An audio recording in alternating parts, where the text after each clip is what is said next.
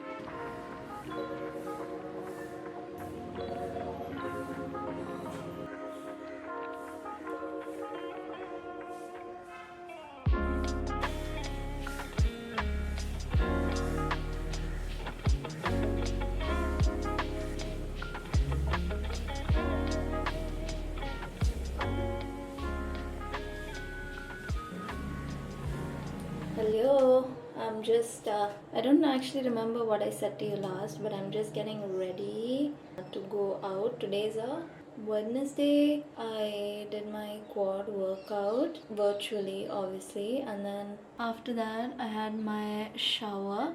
And clearly, I'm doing a curly hair routine because I'm trying to like nail it in a way. I just want to get to a point where I know how to do my curly hair routine, because each time I do it I get a different result. I started like a story highlight on Instagram where I thought I can like track my progress with my curly hair routine every time I do it, and I thought last time when I posted about it, a bunch of you said that I'm not doing it on wet enough hair. So today, like literally on soaking wet hair, I applied product, and I'm curious to see if that's my solution to everything. Anyway, I'm just getting ready, and when I come to Chennai, my routine becomes like literally just 3 steps: mascara, brow gel, and some sort of lipstick or lip balm. I'm also breaking out, like I have an actual pimple which I never get. And since I came to Chennai, my skin's been so red and inflamed, and I've been using the Formula FX Barrier Repair Cream, which I love the texture of. It's like Emeline, but a much better formula. I became so obsessed with it in the first 2 times I used it, so I went and ordered the big size, but I got the other moisturizer that they have that doesn't have niacinamide, because I suspect that the niacinamide is breaking me out. That's one ingredient that doesn't suit me ever.